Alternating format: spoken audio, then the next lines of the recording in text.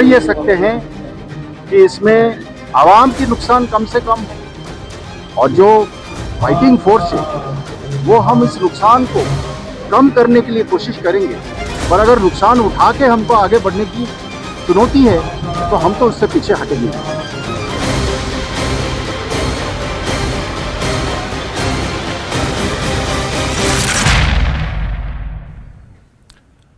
नमस्कार, बहुत स्वागत है। मैं हूं आपके साथ अबू हुरैरा और आप देख रहे हैं JKLH प्राइम टाइम। हालिया दिनों जम्मू कश्मीर में आतंकवाद की गतिविधियों में बढ़ोतरी देखी जा रही है और ऐसे में इनकाउंटर्स का सिलसिला भी एक तरह से चल रहा है।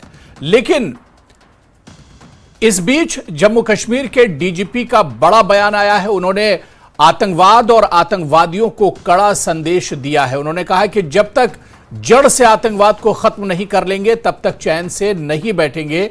उन्होंने कहा है कि जब तक पूरे तौर से आतंकवाद का सफाया नहीं हो जाएगा तब तक वो एक तरह से चैन से बैठने वाले नहीं है, क्योंकि ये जंग अभी पूरी तरह से खत्म नहीं हुई है।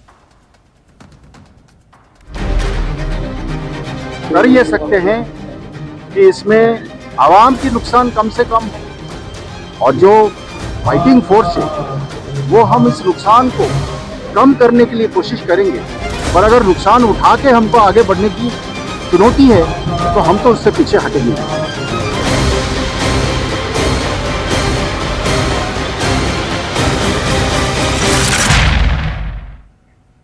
तो जम्मू कश्मीर में अब आतंकवादियों की खैर नहीं है। जी हां, जम्मू कश्मीर में सेना और आतंकवादियों के बीच मुठभेड़ एक तरह से हो रही है। इस बीच जम्मू कश्मीर के DGP RR स्वैन ने मुठभेड़ को लेकर बड़ा बयान दिया है। उन्होंने कहा है कि मैंने पहले भी कहा है कि आतंकवादियों के खिलाफ जारी ये जंग पूरी तरह से खत्म नहीं हुई है। उन्होंने कहा कि जंग तभी खत्म होगी जब एक पक्ष ये मान ले कि जंग करने का कोई फायदा नहीं है, खून खराबे के अलावा इसका नतीजा और कुछ नहीं पहुंचेगा। तब तक के लिए हमारी तरफ से जो जंग जारी है वो एक तरह से जारी रहेगी। DGP ने कड़ा संदेश दिया। उन्होंने कहा कि आतंकवाद के खिलाफ जो हमारी जंग है वो पूरी तरह से एक तरह से खत्म नहीं हुई है, और ये जंग जब ही खत्म होगी जब दुश्मन का पूरी तरह से हम सफाया कर दें, या कम से कम दुश्मन ये जान ले, दुश्मन ये मान ले कि इस खून खराबे का कोई फायदा नहीं है और दुश्मन हथियार डाल दे, दुश्मन एक तरह से रास्ते पर लौट आए, तभी ये जंग एक तरह से खत्म होगी। वरना जब तक जड़ से आतंकवाद को हम खत्म नहीं कर देंगे तब तक ये जंग खत्म नहीं होगी। इसी पर आज हम JKLH प्राइम टाइम में चर्चा करेंगे। बहुत खास मेहमान मेरे साथ जुड़ रहे हैं। बहुत जल्दी अपने मेहमानों का भी आपसे इंट्रोडक्शन करा देता हूं। मेरे साथ टीवी स्क्रीन पर डॉक्टर SP वैद साहब हैं, जो कि फॉर्मर DGP हैं जम्मू कश्मीर के।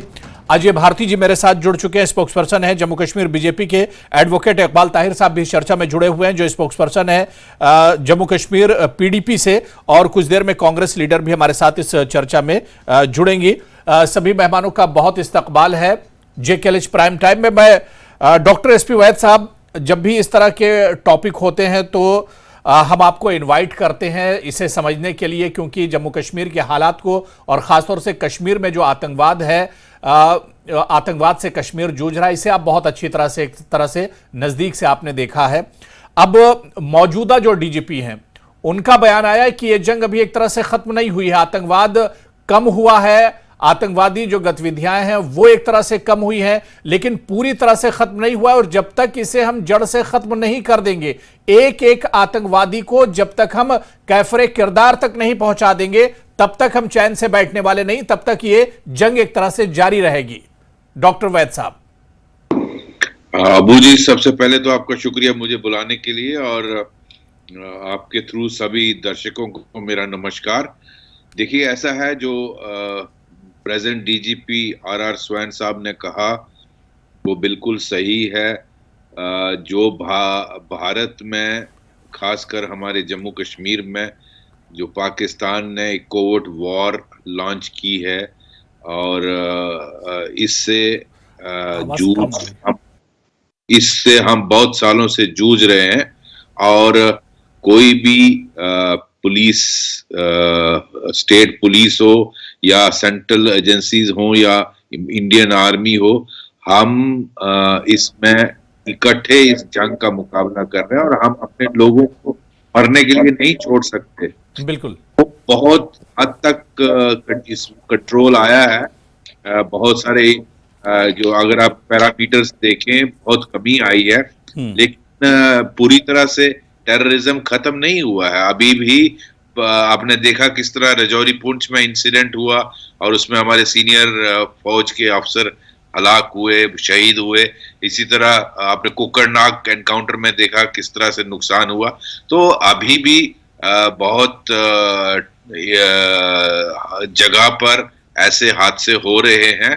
टेररिज्म पूरी तरह से खत्म नहीं हुआ, लेकिन जे.एंड.के पुलिस और सिक्योरिटी फोर्सेस और आर्मी तब तक चैन का सांस नहीं लेंगे जब तक इसको पूरी तरह से जड़ से नहीं उखाड़ेंगे। हम अपने, आप देखिए जम्मू कश्मीर में, खासकर कश्मीर वैली में शायद कोई घर बचा होगा जहां किसी की मौत ना हुई हो, किसी को जख्मी ना हुआ हो, किसी ने अपना ना खोया हो। तो हम ये लोगों को पाकिस्तान की रहमो करम पर नहीं छोड़ सकते, और वो उसको कोई हमदर्दी नहीं है हमारे लोगों के साथ, हमारे खासकर जम्मू कश्मीर के लोगों के साथ। और भारत में तो आए दिन आप देखते रहते हैं, मुंबई में सीरियल ब्लास्ट कभी हो रहे हैं, कभी आप देखिए वहां अयोध्या में हो रहा है, कभी दिल्ली में ट्रांसिस्टर बसेस में ट्रांसिस्ट बम पड़ते हैं, सीरियल ब्लास्ट। आप पिछले 30 सालों का रिकॉर्ड देखिए किस तरह से हमारी पार्लियामेंट पे अटैक हुआ, मुंबई अटैक हुआ, काली एनिवर्सरी थी मुंबई अटैक की जिसमें 150-200 लोग मारे गए। तो ये पाकिस्तान ने जो जंग छेड़ी है इसका मुंह तोड़ जवाब देना बहुत जरूरी है, और इसमें जे.एंड.के पुलिस के साथ सभी एजेंसियां मिलकर इसको हम कामयाब होने नहीं देंगे। और हम अपने लोगों की हिफाजत के लिए, हमारी जान भी जाएगी, लेकिन हम अपने लोगों को पाकिस्तान के रहमो करम पर नहीं छोड़ सकते। नहीं, बिल्कुल डीजीपी का बहुत बड़ा बयान था, जितनी भी सराहना की जाए वो एक तरह से कम है। और जम्मू कश्मीर पुलिस का बहुत अहम किरदार है इसमें। इसे तो जाहिर सी बात है कि दुनिया भी एक तरह से देख रही है कि जिस तरह के और जिस तरह के हालात में जम्मू कश्मीर पुलिस ने अपना किरदार एक तरह से अदा किया है। मैं एडवोकेट इकबाल ताहिर साहब आपके पास आना चाहूँगा। इकबाल ताहिर साहब, पुलिस तैयार है, फौज हमारी एक तरह से बॉर्डर पर डटी रहती है, हमारे जो जवान हैं वो बॉर्डर पर एक तरह से डटे रहते हैं, लेकिन क्या लगता है कि कमी आखिर कहां पर रह जाती है? डीजीपी साहब का जो बयान आया वो बहुत हौसले वाला है। उन्होंने कहा है कि जब तक हम जड़ से उखाड़ नहीं देंगे आतंकवाद को तब तक हम डटे रहेंगे, और अगर इसमें हमारा नुकसान भी होता है आतंकवाद को खत्म करने के लिए तब भी हम पीछे नहीं हटेंगे। अबू हुरैरा साहब, आप को जो हमारे को पैनलिस्ट हैं सबको मेरा सलाम और आदाब। देखिए, एक अंदाजे के मुताबिक जम्मू कश्मीर में करीबन 5 से 7 लाख सिक्योरिटी फोर्सेस यहाँ पे मुकीम हैं। और आप देखिए किसी भी शहर, किसी भी गांव में आप जाइए, चारों तरफ से कंटेनमेंट्स बने हुए हैं, पिकेट्स बने हुए हैं, बैंकर्स बने हुए हैं। गोया कि सारा जम्मू कश्मीर एक छावनी में तब्दील हो चुका है। लेकिन अफसोस की बात यह है, इतने जबरदस्त सिक्योरिटी प्रेजेंस के बावजूद जो जम्मू कश्मीर में अभी मिलिटेंसी है वो खत्म नहीं हुई है, और जूं की तू अभी वैसे ही प्रिवेल कर रही है। अभी भी सिविलियन पहले के मुकाबले में कमी तो आई है। सिविलियन किलिंग से सिविलियन, देखिए कमी आना एक बात है, अभी खत्म नहीं हुई। सिविलियन किलिंग्स अभी भी हो रही है, बल्कि कुछ ऐसे इलाके जहां पे पहले मिलिटेंसी थी ही नहीं, वहां पे भी मिलिटेंसी अब देख, खासकर राजौरी पुंछ का इलाका, राइट। तो सवाल अब ये है कि क्या खाली इस इशू को सिक्योरिटी पर्सपेक्टिव से देखकर टैकल करके हम इस मिलिटेंसी की जो वबा है इसको रिजॉल्व कर पाएंगे कि नहीं कर पाएंगे? आप देखिए, जो सिक्योरिटी एनालिस्ट हैं, और हमारा भी ये मानना है कि जो हमारे जो अफवाज हैं उन्होंने बहुत अच्छा काम किया है, और उन्होंने इसको एक ऐसे स्टेज पे लाया है जहां पे अब एक पॉलिटिकल इनिशिएटिव की जरूरत है, एक कॉन्फिडेंस बिल्डिंग मेजर्स की जरूरत है। जो सरकार है उसको सामने आना है और एक ऐसा माहौल क्रिएट करना है जहां से जो यहाँ पे एक सिक्योरिटी सिनेरियो क्रिएट हुआ है हमारी अफवाज की वजह से, जो उन्होंने कुर्बानियां दी हैं, उसको एक नेक्स्ट लेवल पे ले जाना है। तो उसको नेक्स्ट लेवल पे आप तभी ले जा सकते हैं जब आप यहाँ पे कॉन्फ्रेंस बिल्डिंग मेजर्स अडॉप्ट करेंगे और एक माहौल क्रिएट करेंगे जिससे ये मिलिटेंसी का जो वबा है इसको खत्म किया जा सके। नहीं तो क्या मैं आपके पास दोबारा से आऊंगा इकबाल ताहिर साहब, क्योंकि हमारे साथ एक और ख़ास मेहमान नम्रता शर्मा जो कि कांग्रेस की स्पोक्सपर्सन है, लीडर हैं जम्मू से, हमारे साथ वो भी जुड़ गई हैं। नम्रता जी, आपका भी बहुत स्वागत है JKLH प्राइम टाइम में। मैं इकबाल ताहिर साहब, जो बात आप कह रहे थे कि अब नेक्स्ट स्टेज पर इसे ले जाना चाहिए, मतलब सीधे सीधे कि जो बात महबूबा मुफ्ती भी इससे पहले कहती रही हैं, जम्मू कश्मीर की कई सियासी पार्टियों और खासतौर से PDP की तरफ से ये आवाज़ हमेशा उठती रही कि बातचीत होनी चाहिए, बातचीत का ही शायद आप जिक्र कर रहे हैं। जी, मेरा इसमें ये मानना है कि नम्रता जी, मैं आ रहा हूं, मेरा सवाल ताहिर इकबाल साहब से है, इकबाल ताहिर साहब से। जी जी जी, बिल्कुल बिल्कुल, क्योंकि बातचीत से ही जो मसले हैं वो हल हो जाएंगे, जो रास्ते हैं वो निकलेंगे। आप देखिए, जब 2002 का जब एक टाइम था, ये सारे जम्मू कश्मीर में एक खुशगवार माहौल क्रिएट हुआ था। उस वक्त कि जो सरकार थी हमारी, हमने कोशिश की थी कि एक बातचीत का माहौल क्रिएट हो, एक ऐसा माहौल क्रिएट हो जहां पे लोग अपनी डिफरेंसेस के बावजूद भी एक प्लेटफॉर्म में आ सके और अपनी बात कह सके। मैं यही समझना चाह रहा था कि आप जो बात कह रहे हैं कि बातचीत होनी चाहिए, महबूबा मुफ्ती भी कई बार कह चुके हैं, PDP की तरफ से इस तरह की आवाज उठी। मैं नम्रता शर्मा जी, जो बात आज DGP साहब ने कही, उन्होंने कहा कि आतंकवाद को हम जड़ से उखाड़ फेंकेंगे और चाहे इसमें जानी नुकसान भी होता है और इसको खत्म करने के लिए तब भी हम पीछे नहीं हटेंगे। और हमेशा से हमने देखा है कि जम्मू कश्मीर पुलिस कभी इसमें पीछे नहीं हटी है आतंकवाद को खत्म करने को लेकर, या हमारे फौजी जो जवान हैं, आर्मी जवान हैं, वो भी कभी इससे पीछे नहीं हटे हैं। लेकिन जो बात यहां पर PDP की तरफ से कही जा रही है, एडवोकेट इकबाल ताहिर साहब ने कहा कि इसको खत्म करने के लिए पुलिस और फौज तो अपना काम कर रही है, लेकिन अब बातचीत भी होनी चाहिए, पॉलिटिकल प्रोसेस भी एक तरह से शुरू होना चाहिए। क्या कांग्रेस भी इसी तरह से देखती है, इसी नजरिए से देखती है? सबसे पहले तो मैं ये कहना चाहती हूँ कि मैं सराहना करती हूँ DGP साहब की, जिन्होंने कहा कि पुलिस फोर्स और सिक्योरिटी फोर्सेस कभी भी, और मुझे लगता है कि पिछले 30 वर्षों से, 3 दशकों से जो हमने देखा है जम्मू कश्मीर में, सिक्योरिटी फोर्सेस ने बहुत ही सराहनीय काम किए हैं। बहुत सारे बलिदान हुए हैं फौजियों के और पुलिस ऑफिसर्स के, बहुत सारी फैमिलियों ने अपनी बच्चे गंवाए हैं और कुर्बानियां दी गई हैं यहाँ पे। लेकिन आज भी जिस तरह से ये बिल्कुल क्लीन हो चुका था, हम देखते थे राजौरी पुंछ का इलाका, पिछले कुछ वर्षों में यहाँ से मिलिटेंसी बिल्कुल ना के बराबर थी।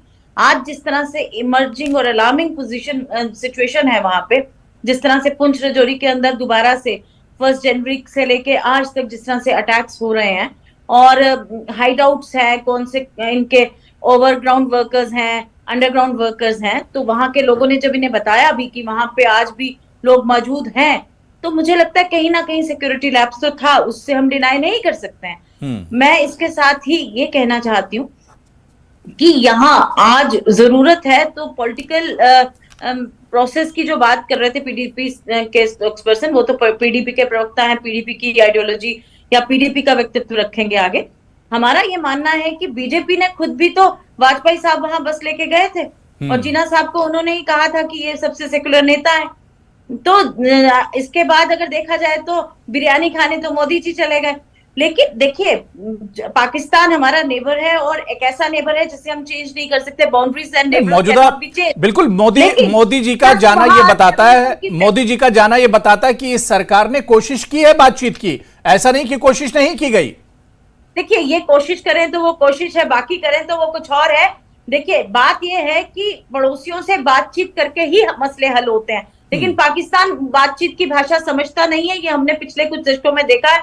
और जिस तरह आज पाकिस्तान पूरे वर्ल्ड नोन है कि वो टेररिज्म की एक फैक्ट्री बन चुका है आतंकवाद की, उससे मुकाबला करने के लिए हमें उस तरह की पॉलिसीज को और ज्यादा स्ट्रॉन्ग करना होगा, स्ट्रेंथन करना होगा। अगर हमें पता भी चलता है कि मिलिटेंट्स पिछले 6-7 महीनों से वहां थे और आज भी अगर वहां ऐसा हादसा हो जाता है, तो आप खुद सोचिए कितनी बड़ी चुनौती है ये। लेकिन वहीं DGP साहब, ठीक है, मैं अजय भारती साहब से इसका जवाब ले लेता हूं। अजय भारती जी, जो बात यहां पर नम्रता शर्मा जी ने कही या अजय भारती एडवोकेट इकबाल ताहिर साहब ने कही कि अब जिस तरह से हमारी पुलिस या हमारी फौज जो है वो हमेशा एक तरह से तैयार रहती है और हमेशा से जम्मू कश्मीर के हालात जो पटरी पर लौट कर आ रहे हैं, इसके लिए भी सराहना करनी चाहिए जम्मू कश्मीर पुलिस की और हमारे जवानों की, जो अपनी जान पर खेलकर एक तरह से जम्मू कश्मीर और पूरे देश की हिफाजत में लगे रहते हैं। लेकिन अब इससे आगे भी निकलना होगा और बातचीत का सिलसिला शुरू होना चाहिए।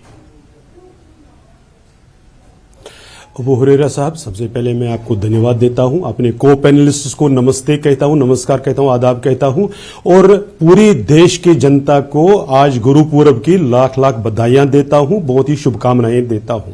आज बहुत ही पवित्र दिन है, गुरु नानक देव जी का प्रकाश उत्सव है। ऐसे में शांति की बात करना बहुत ही लाजिम होता है और ऐसे ही मौके पर डीजीपी साहब ने बहुत ही रियलिस्टिक बयान दिया। वो कोई ऐसी बात उन्होंने नहीं की कि जिसमें से कुछ छुपाया हो। उन्होंने, अगर उस स्टेटमेंट को हम देखें, 2-3 हिस्सों में हम देख सकते हैं। पहले रिजॉल्व, देश का रिजॉल्व, सिक्योरिटी फोर्सेस का रिजॉल्व, पूरी कंट्री का रिजॉल्व, चाहे कुछ भी हो, किसी भी कीमत पर यह लड़ाई तब तक जारी रहेगी जब तक आतंकवाद और आतंकवाद के सपोर्टर्स को खत्म नहीं किया जाएगा, उनको नेस्त नाबूद नहीं किया जाएगा। एक हिस्सा। दूसरा हिस्सा उन्होंने कहा कि हमें मालूम है कि जो हमारा एडवर्सरी है, दुश्मन है, वो सुधरने वाला नहीं है, इसलिए वो नुकसान पहुंचाने की कोशिश करता रहेगा, लेकिन वो पिन प्रिक से ज्यादा आगे नहीं कर सकता कुछ। आप ये देख लीजिए, उनका बहुत ही बड़ा स्टेटमेंट था कि इसलिए हम सिचुएशन को कंट्रोल में रखे हुए हैं, वो उसको एक बियॉन्ड पॉइंट हम उसको जाने नहीं देंगे। लेकिन इसमें से एक, अभी कुछ दिन पहले लेफ्टिनेंट जनरल द्विवेदी साहब का एक स्टेटमेंट आया है कि अब सिर्फ आतंकवादी नहीं आ रहे हैं, पाकिस्तान के रिटायर्ड फौजी जम्मू कश्मीर में देखे गए, उनकी प्रेजेंस यहां पर नोटिस की गई है। इसलिए चैलेंजेस है, जो डीजीपी साहब ने भी कहा कि खत्म नहीं हुआ है, खत्म होना है, खत्म होने तक हम रुकेंगे नहीं, ये रिजॉल्व है। लेकिन दुर्भाग्य की बात है, जब यह एडमिनिस्ट्रेशन कोशिश कर रही है कि इस पूरे इकोसिस्टम को खत्म करें, वो पार्टियां जिनके पास 26 नवंबर की मुंबई के लिए सूचना थी, वो उनके गृह मंत्री ड्रेस बदलते रहे, उस पर कार्रवाई नहीं की। जिन्होंने एनएसजी को भेजने में कई घंटे, 9-10 घंटे की देरी करी, वो आज ज्ञान दे रही हैं। उनको ज्ञान अपने पास रखना चाहिए। बातचीत किससे के साथ? यूपीए गवर्नमेंट ने शर्म शेख में माना कि हम आतंकवाद को डीलिंक करें, क्या निकला? इन्होंने, पुरानी सरकारों ने डोजियर्स में अपने जो रिसोर्सेज थी, जो एसेट्स थे पाकिस्तान या अन्य देशों में, उनको मैं नम्रता जी आ रहा हूं, नम्रता जी मैं आ रहा हूं, नतीजा क्या निकला? आप बोल सकती हैं, अगर कुछ बोलना बीच में आप बोल सकती हैं जी। इसलिए नहीं, पहले पूरी बात तो करनी चाहिए कि सत्यपाल मलिक जी ने अभी आरोप होगा कि इनकी पॉलिसियों ने 70 साल में देखा नहीं, यह हकीकत है, ये कोई आरोप नहीं है। 70 साल में ये हमें बताएंगे जिनका कोई रोल आज 10 वर्ष हो गए परिणाम नहीं निकला। इन्होंने तो आईएसआई के साथ मिलकर हिंदू आतंकवाद का गढ़ा था, आईएसआई के साथ मिलकर जम्मू कश्मीर की भूमि से खत्म करने की कोशिश की। अगर कसाब पकड़ा नहीं जाता, अगर मुंबई में हम उंगले के कारण अगर कसाब पकड़ा नहीं जाता, उन्होंने तो उसको हिंदू आतंकवाद कहना था, उन्होंने तो उसको भगवान अजय भारती जी, नम्रता शर्मा जी कुछ सवाल पूछ रही है। आज आपने देखा कि वहां मां रो रही थी अपने शहीद के मरने पे, और इनका मंत्री वहां पे जब चेक दे रहा है तो वो फोटो ऑप्शन के लिए वेट करवाता है 2-2 घंटे महिला को। कह रहे हैं कि आपके ड्रेस बदलते रहे ना, दुर्भाग्यपूर्ण है और कितनी गंभीर स्थिति है इस देश के अंदर की आरोप लगाते हैं उस पार्टी के ऊपर जिसने इस देश को बनाने में काम किया और जिन्होंने कुर्बानियां दी इस देश के लिए। पब्लिश्ड रिपोर्ट है कि आपके नेता तो पार्टी मनाते रहे, और आप इस तरह से मोदी जी कहां सोए थे और होम मिनिस्टर साहब जी का क्यों बयान नहीं आता? आज होम मिनिस्टर जब भी ऐसा कोई मामला होता था, भारतीय जनता पार्टी देश के रिजॉल्व को कम मत करिए, हम आप राजनीति करते रहिए, लेकिन जो देश का रिजॉल्व है उसको कम मत करिए, उसको कमजोर नहीं करिए। मुझे लगता है अमित शाह जी को मॉरल बेसिस पे भी रिजाइन करना चाहिए, तो आप बात नहीं करें और ना ही सिखाने का काम करें। चलिए ठीक है अजय भारती जी, ठीक है नम्रता जी मैंने समय दे दिया, देखिए बात हो गई। अजय भारती जी से आपका जवाब मैं ले लूंगा, लेकिन अजय भारती जी की पिकेट्स की, आज भी पिकेट्स वहां पे नहीं है। ठीक है अजय भारती जी, मेरी आवाज आ रही है आप तक? बना दिया कि विलेज डिफेंस गार्ड्स बना दिया। जी अजय भारती जी, जो बात यहां पर इकबाल ताहिर ने कही थी कि बातचीत का प्रोसेस भी शुरू होना चाहिए, क्या आपको लगता है कि गोली बोली दोनों साथ में चलनी चाहिए? नहीं, किन के साथ? नहीं तो इकबाल ताहिर जी जवाब देंगे, किसके साथ बातचीत होनी चाहिए? जी बोल सकते हैं इकबाल ताहिर। देश के अंदर जो हम देखिए, हमारे अपने लोग हैं जहां उनके तक- साथ तो कोई प्रॉब्लम नहीं है बातचीत करने में। जो देश के अंदर है, जो जम्मू कश्मीर के अंदर है, उनके साथ बातचीत में कभी प्रॉब्लम, लेकिन पाकिस्तान के साथ जो हर दिन आतंकवादी ही नहीं अपने पुराने रिटायर्ड फौजियों को भेज रहा है, उनके साथ बंदूक कनपट्टी पर रखकर बात करेंगे क्या? वॉरेंट टॉक किनके साथ बात भारती जी, करना चाहते हैं, भारती ये जी, बताइए। आपको याद होगा 2019 में जब पुलवामा की ट्रेजेडी हुई, वो आपकी हुकूमत में हुई, आपका एडमिनिस्ट्रेशन थी, तब वो इंसिडेंट हुआ। और जब आप अगस्त 5, 2019 को जब आपने और उसका बदला लिया गया, 370 को एब्रोगेट उसका किया, तो माकूल जवाब दिया गया। उसमें मेन रीजन, एक मिनट मुझे अपनी बात कंप्लीट करने दीजिए, फिर आप बताइए। आप मेरी बात सुन लीजिए प्लीज। जो अगस्त 2019 के टाइम पे आपने ये क्लेम किया था कि जब यहाँ पे 370 हट जाएगा, उसके बाद टेररिज्म का नाम निशान नहीं रहेगा और मिलिटेंसी खत्म होगी। लेकिन अभी भी मिलिटेंसी वैसी की वैसी है, अभी भी हमारे फौजी जवान मारे जा रहे हैं, अभी हमारी सिविलियन किलिंग्स हो रही है। और ऐसे इलाके इसलिए डीजीपी साहब ने अमन कायम हुआ मैं था, उसीलिए कहा कि वो रियलिस्टिक स्टेटमेंट तो डीजीपी साहब ने दिया कि जब पाकिस्तान इसको कंटिन्यूअसली अपने फौजी भेज रहा है, ताहिर साहब आप समझ लीजिए, पाकिस्तान रिटायर्ड फौजियों को भेज रहा है, उससे आप जिम्मेदारी लीजिए ना। आप ये बता दीजिए कि लोकल रिक्रूटमेंट हम नाकाम हुए हैं, इंफ्रास्ट्रक्चर खत्म हुआ कि नहीं हुआ? आप ये बता दीजिए कि जो पहले आप वो एडमिट कीजिए, घटनाओं में आप ये अपनी रेस्पॉन्सिबिलिटी से बात क्यों रहे हैं? पहले आप एडमिट कीजिए। दूसरा सवाल ये है, जो पार्टी अभी प्रेजेंट डिस्पेंसेशन है वो कहती है हमसे प्रश्न। चलिए वन बाय वन एक एक करके देखिए, एक एक करके, फिर बात समझ में नहीं आएगी, फिर हमारा सिर्फ टाइम बर्बाद होगा। इकबाल ताहिर जी जल्दी से बात रख लीजिए। उसका जवाब देना चाहता हूँ। इस इशू का एक एक्सटर्नल डायमेंशन है और एक इंटरनल डायमेंशन। जी, इंटरनली भी ये लोग बात नहीं कर रहे हैं, लोगों को जेलों में डाल रहे हैं, पॉलिटिकल प्रिजनर्स को बंद कर रखा है, चारों तरफ से पकड़ हो रही है। बात करने की आजादी हर एक के लिए दरवाजे खुले हैं, बात करेंगे। उन पार्टियों के साथ भी नहीं किए हैं जो कहती है कि यहाँ पर तिरंगे को कंधा देने वाला नहीं है, उनके साथ भी बातचीत करिए। देखिए, बातचीत उन्हीं से की जाती है जिनके साथ कोई तजाद हो, जिनके साथ कोई डिस्प्यूट हो। आप मॉरल्स की बात करते हैं 2014 में, आप मुझे सब भूल गए। इकबाल ताहिर जी, नम्रता शर्मा जी, अब आप अपनी बात रख लीजिए, उसके बाद अजय भारती जी जवाब दे देंगे। इकबाल ताहिर की बात हो गई, मैं अजय भारती जी उसका जवाब देंगे। नम्रता जी जल्दी से बात पूरी कर लीजिए। 14 आज कैसी परिस्थितियां हैं देश के अंदर, मिलिटेंसी वैसी की वैसी है, अंदर पार्टी में उनसे प्रश्न पूछा जाए तो वो तिलमिला जाते हैं, वो कहते हैं हमसे प्रश्न ना कीजिए।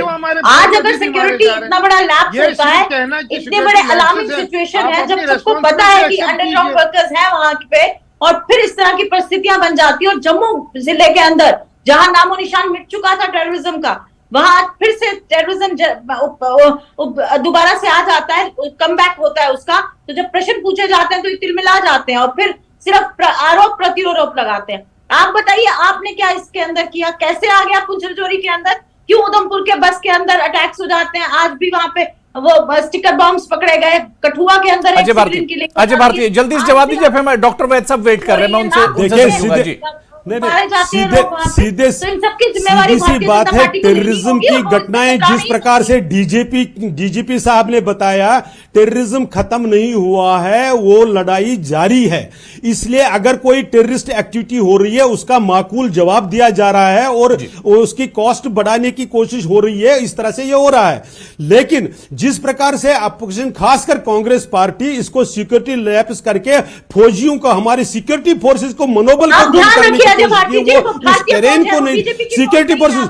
आप बीच में क्यों बोल रहे हैं? मैंने आपके बीच में नहीं बोला, थोड़ा सिविलाइज्ड तरीके से मैंने आपके बीच में नहीं बोला। मैं ये कह रहा हूं कि आपको भी तो ध्यान में रखना चाहिए ना कि आपके फिर आप बीच में बोलेंगे तो इसे ठीक नहीं है। आप अपने रिकॉर्ड देख लीजिए, फिर हम कहते हैं आप उसको तिलमिलाना कहते हैं, ये आपको याद दिलाना कहते हैं।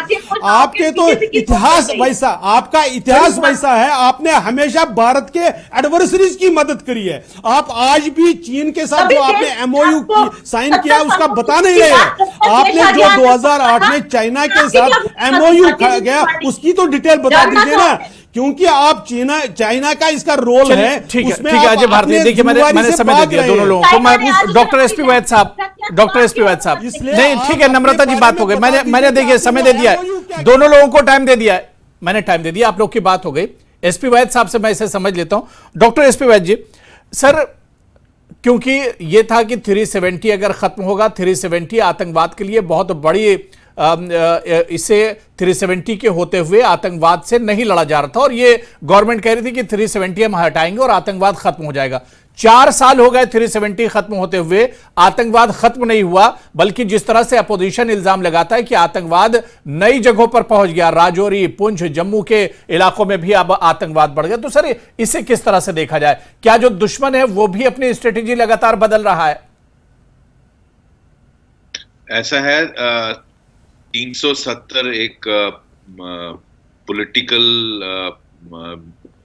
बीजेपी का एक बहुत सालों से एक स्लोगन रहा है, और उन्होंने उसका जो देश से अपना उनका पार्टी का कमिटमेंट था उन्होंने पूरा किया। लेकिन आतंकवाद की एक एक्सटर्नल डायमेंशन है जो हमें समझनी चाहिए, जो पाकिस्तान से इसका सारा कैलिब्रेशन होता है, और पाकिस्तान की एक पॉलिसी रही है किस तरह से जम्मू कश्मीर में और पूरे भारत में उन्होंने आतंक पिछले 30 सालों से फैलाया हुआ है, और इसमें जो एक्सटर्नल डायमेंशन है उससे आपको सेपरेटली डील करना पड़ेगा। और उसका ये भी सच्चाई है कि जम्मू रीजन पिछले 15-16 सालों से टेररिज्म से फ्री था, लेकिन पाकिस्तान की जो डीप एस्टैब्लिशमेंट है उन्होंने देखा कि एक नैरेटिव फ्लोट किया जा रहा है 370 हटने के बाद हालात नॉर्मल, और इसमें कोई शक नहीं कश्मीर वैली में हर पैरामीटर से टेररिज्म की कमी आई थी, इन्फिल्ट्रेशन हो, रिक्रूटमेंट हो, पत्थरबाजी हो, सेपरेटिस्ट पॉलिटिक्स हो, हर चीज में नंबर ऑफ इंसिडेंट्स में, सिक्योरिटी फोर्सेस में, सिविलियन किलिंग में फर्क आया। लेकिन वहां से उन्होंने अपनी स्ट्रेटेजी बदलते रहे। आपको याद होगा आईएसआई चीफ ने सितंबर 2021 में मीटिंग की, उसके बाद टारगेटेड किलिंग शुरू हुई। जब कार्डर्स खत्म हो गए, ऑपरेशन ऑल आउट के बाद हथियार कम हो गए, उसके बाद उन्होंने पिस्टल और रिवॉल्वर से दो लड़कों को भेज के कभी लेबर को टारगेट किया, कभी पॉलिटिकल वर्कर्स को, कभी कश्मीरी पंडित माइनॉरिटी को, कभी पंचायत के मेंबर्स को, लेबरर्स को, और रेडी वालों आउटसाइडर्स को उनको टारगेट किया। उस पर जब पुलिस और सिक्योरिटी फोर्सेस ने 6-8 महीने में या 1 साल में उसको रोकने में कामयाबी मिली, तो ये रजौरी पुंछ की डायमेंशन पिछले 1-1.5 साल से आप देख रहे हैं किस तरह से रजौरी पुंछ में उन्होंने इन्फिल्ट्रेट किए हैं 15-20 लोगों को, और वो उनका 1-2-3 मकसद है इस इलाके को डिस्टर्ब करने की। एक जम्मू रीजन का जो पीस था उसको डिस्टर्ब किया, इस नैरेटिव को खत्म किया कि ये हालात बिल्कुल नॉर्मल है, इसको काउंटर करने की कोशिश की जा रही है। वीडीसीज आपने देखा वहां रजौरी में सिविलियंस और वीडीसीज को किलिंग किया, लोगों में, आम लोगों में एक दहशत पैदा की, और वहां छुपने की बहुत सारी जगह है, जंगल है, पहाड़ी इलाका है, और जब सिक्योरिटी फोर्सेस पे ऑपरेट करती हैं तो ये उनकी अपनी किलिंग होती है। तो ये जो जंगल वारफेयर वाला टैक्टिक्स है, ये मुझे लगता है नई डायमेंशन है, वही उन्होंने कुकरनाग में किया, वही रजौरी पुंछ में वो कर रहे हैं। बिल्कुल इकबाल साहब, बहुत 10 सेकंड आपको दे रहा हूं, टाइम हो चुका है, कुछ कहना चाह रहे हैं जी?